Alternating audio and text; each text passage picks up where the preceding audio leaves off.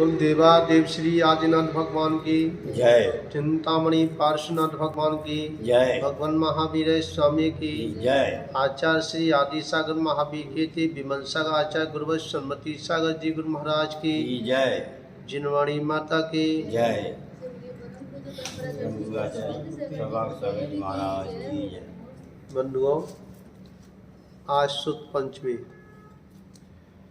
और इस सुद पंचमी पर्व के माध्यम से कुछ विचार आपके बीच में अपन रखेंगे। यह पर्व वह पर्व है जिस पर्व से हम इस संसार से पार होने का एक मार्ग मिलता है। वैसे संसार में बहुत से पर्व आते हैं, परंतु वह सब पर्व किसी न किसी घटना से घटित हुआ करते हैं। दीपावली पर्व भगवान महावीर के निर्वाण से जोड़ा गया, गौतम गर्दर से जोड़ा गया। आज सुद पंचमी जो पर्व है यह सुत से जोड़ा गया, शास्त्र से जोड़ा गया। और आज के दिन ये सठखंडा आगम पूर्ण हुआ और उसे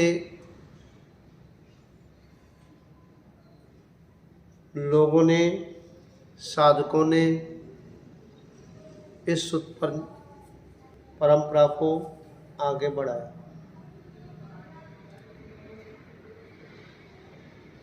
आज के दिन ही ऐसे महान तेजस्वी तपस्वी जो इस युग में पंचम काल में, जिस काल को निर्कष्ट काल कहा गया, तो इस काल में सम्यक्त को लेकर के कोई भी जीव जन्म नहीं लेता, परंतु श्रुत के माध्यम से देव शास्त्र गुरु के माध्यम से वह सम्यक्त को प्राप्त कर सकता है।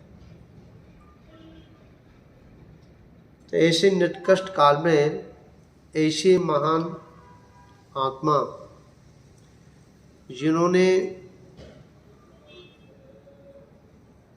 उस चारित्र को कैसे जीवित रखा जाए, चारित्र के बारे में कैसे दर्शाया जाए, ऐसे आचार्य तपस्वी आदि सागर जी गुरुदेव, जिन्होंने आज के दिन ही आचार्य पद ग्रहण किया था, और वह आचार्य आदि सागर जी महाराज ऐसे महान तपस्वी थे जिन लोगों ने उनकी जीवनी को पढ़ा हो उनको सभी को इसका ज्ञात हो गया होगा। 8 दिन के अंदर एक बार आहार के लिए उठते थे और उस समय बड़ी स्थिति साधुओं के लिए चलना फिरना बहुत मुश्किल था, परंतु वह नंगत्व को लेकर के जो उन्होंने चर्या को पालन किया,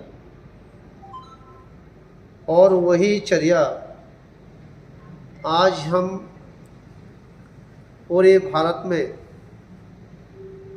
उस दिगंबरत्व को लेकर के जो विचरण कर रहे हैं, ये सबसे बड़ा श्रेय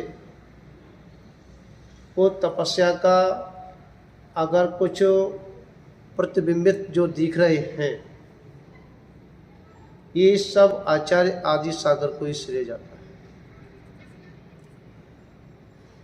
आदि सागर परंपरा में मुख्य हमारे इस परंपरा के स्रोधार स्तंभ है। इस परंपरा में आचार्य महावीर महाराज, जिनको आचार्य आदि सागर जी महाराज ने अपना आचार्य पद देकर के उनको उस पद पर आसीन किया और उन्होंने अपनी संलग्ना पूर्वक उन्होंने अपनी समाधि को पूर्ण किया। आचार्य महावीर महाराज उस समय के अगर आचार्यों में देखा जाए तो उनकी जो चर्या थी, सिंह वृत्ति थी, वो अपनी चर्या में कोई समझौता नहीं करती थी।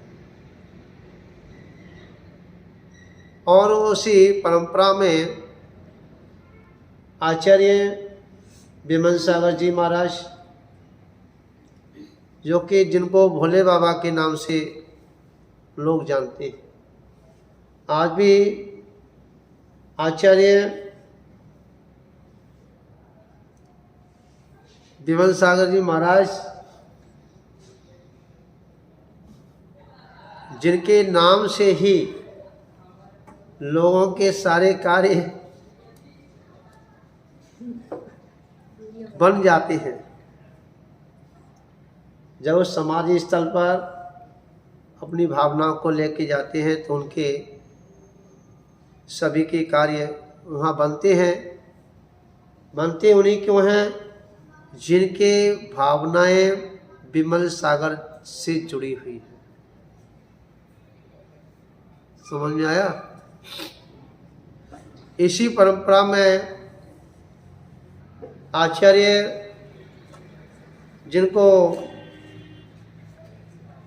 तपस्या का सिरमोहर कहा, समाधि सम्राट कहा, ऐसे आचार्य सन्मति सागर जी महाराज, जिनकी तपस्या, जिनका ज्ञान सिद्धांत के जाननहारे, ऐसे आचार्य गौरवर सन्मति सागर जी महाराज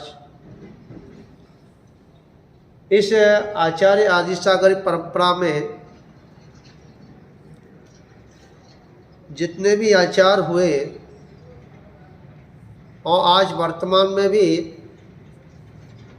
उसी डाली से, उसी पिंडी से, उसी डाली से, उसी वृक्ष से निकली हुई शाखाएं आज पूरे भारत में निर्विरोध और वह विचरण कर रहे हैं, धर्म की प्रभावना कर रहे हैं। तो आज शुद्ध पंचमी पर्व पर जैसे हम आचार्य पुष्पदंत भूतबली भगवंत को आज हम स्मरण कर रहे हैं, षटखंड आगम को हम याद कर रहे हैं, नमोकार मंत्र की लिपिबंध पहली बार हुआ मंगलाचरण के रूप में।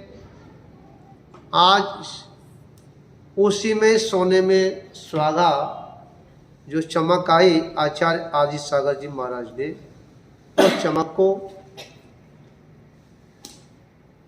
और पूरे भारत में 3 परंपराएं समकालीन रही, जिसमें आचार्य आदि सागर जी महाराज, आचार्य शारी चक्रवर्ती शांति सागर जी महाराज और छाणी के शांति सागर जी महाराज, ये तीनों आचार्य अपने में पूर्ण थे और आज भी तीनों परंपराएं निर्विरोध और भगवान महावीर के उस संदेश को जन जन तक उपदेश के माध्यम से पहुंचा रहे हैं, सभी के कल्याण की भावना भा रहे हैं। और कहा भी है, जब हम जगत का कल्याण की भावना भाएंगे तो हमारा कल्याण अवश्य होगा। अगर हम जगत के कल्याण की भावना ना भाकर अपने कल्याण के लिए भावना भाते रहें तो ये भजनी हैं, कल्याण हो भी सकता है और नहीं भी हो सकता है। तीर्थंकर भगवान ने जो तीर्थंकर प्रकृति का बंध किया, मात्र उनका उद्देश्य जगत कल्याण का था। सारे जीव सुखी हो, सारे जीव सुखी होकर के अपना कल्याण करें, ऐसी भावना और इसी भावना के माध्यम से वह तीर्थंकर प्रकृति का बंध हो गया। परंतु उसका बंद होने का समय बहुत कम समय था, परंतु तीर्थंकर प्रकृति का जो पुण्य का जो संचय हुआ, उसका जो कल वृक्ष के रूप में उसका जो फलित हुआ, वह आप समझ रहे हैं कि कितना था। आचार्य भगवान आदिनाथ भगवान के अगर उस जीवन को देखा जाए, भगवान महावीर के जीवन को देखा जाए, और आज भी भगवान महावीर का सिद्धांत, आज भी वह उद्देश्य, उनके जीवन उपदेश आज भी जीवंत है। और वही सठखंडा के माध्यम से हम सिद्धांत को हम देख करके अपने सिद्धांतों को जीवित रखें। यही हमारे आज के शुद्ध पंचमी का पर्व हमारा सार्थक हो सकता है। श्रावक हैं वो अपने कर्तव्यों का पालन करें, जो यति हैं वो अपने कर्तव्यों का पालन करें, व्रती हैं वो अपने कर्तव्यों का पालन करें। तो हमारा आज का ये सठखंडा आगम के हम जो पूजा कर रहे हैं, आज हम उसके जो स्वाध्याय कर रहे हैं, ये सब उसी का ही हमारा फलित होगा। इसी मंगल भावना के साथ हम विराम लेते हैं। और आज के शुद्ध पंचमी के पर्व पर सभी को मेरा आशीर्वाद कि एक अवश्य आज के नियम लें कि आपके नगर में, आपके देश में, आपके प्रांत में, आपके शहर में अगर कोई भी साधु अगर आता है और किसी भी परंपरा का है, चाहे वो किसी भी संघ का हो, किसी भी परंपरा को मानने वाला हो, परंतु हम उसको मात्र दिगंबरत्व को देख करके और अपनी उस आत्मा को पवित्र बनाने के लिए और उस भेष को देख करके, उस पीछी कमंडों को देख करके अवश्य उनको नमोस्तु करके और अपने अंतरंग की उस शुद्धिकरण का अवश्य उद्यम करें और अपना कल्याण भी करें। परंतु इस किसी संतवाद में या पंथवाद में न पड़ के और अपना क्या आत्म के संगवाद में अवश्य पढ़ें। इसी मंगल भावना के साथ पुनः आपको कोटि कोटि आशीर्वाद भगवान महावीर स्वामी की विजय।